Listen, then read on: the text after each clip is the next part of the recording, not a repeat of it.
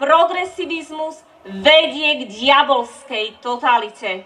Cieľ je starý, zničiť rodinu. A robia to rafinovane.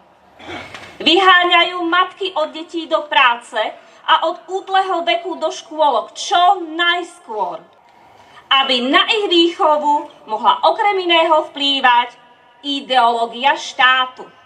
Posledný zápas medzi pánom a kráľovstvom satana bude o manželstvo a rodinu. A toto prebieha teraz. To je diablova taktika presvedčiť nás, vybrať si ľahšiu cestu, nebojovať. Pravdy sa každý totalitný režim bojí. Panna Mária nás varovala, že omyly Ruska sa rozšíria všade.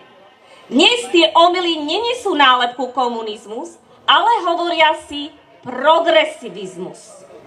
Alebo veríme, že lekársky pokrok v potratoch, voľný sex, potratové tabletky a eutanázia sú pokrokom ľudstva?